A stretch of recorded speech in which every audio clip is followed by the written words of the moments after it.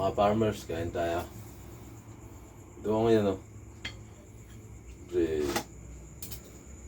mura ang sili. Kasi yan ang dapat natin kainin. Kasi yan ang mas mura, di ba? Sili-sili lang. Okay na. Kasi yan ang mas mura eh. Kain tayo mga farmers.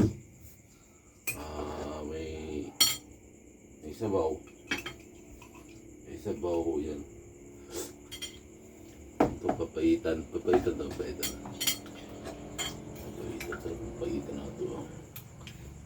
Salo tayo, kain tayo mga farmers. Ganun talaga yung ginangalot yung sili, ganun. Sarap. Ulam yan, diba? Kain tayo mga farmers.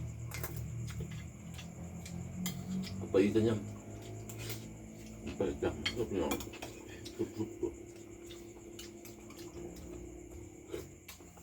Masarap na mayo mga farmers.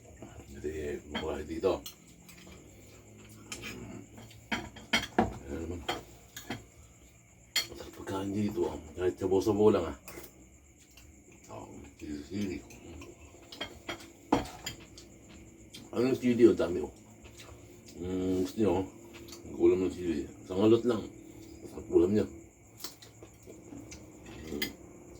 Ulam lang mga farmers. Yung iba kasi tinitikman lang yung sili, hindi naman kinakain. Pag nagmahal, titikman lang, hindi naman makakainin.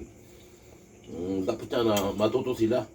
Pag nagmahal, titikman lang. Tapos kukuha ng dalawa, ilalagay sa platito. Wala kakainin nila. Mahal-mahal ng sili. Tama naman eh.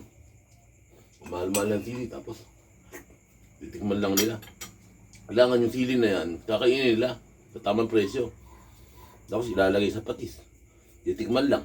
Hindi naman kinakain. Dapat yan, iuulam nila yan. Ganun kasi. Yung Pinoy, hindi marunong matuto. Mahal-mahal.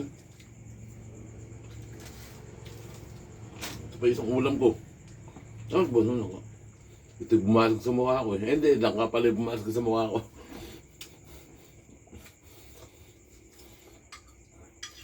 Mga putos dyan.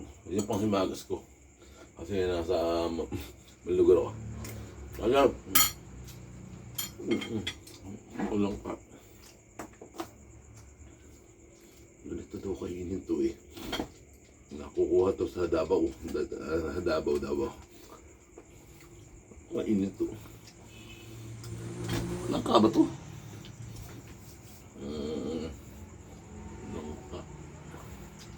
Pero maano siya, ano?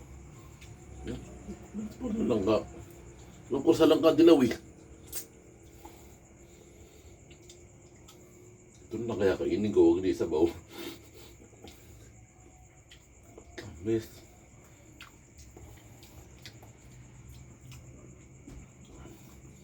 Langkang matamis. Alindabaw. Sarap.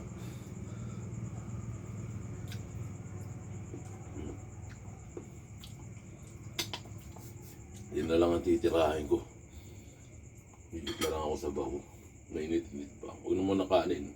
Magtipid tayo sa kanin kasi yung kanin, hirap na tayo sa bigas.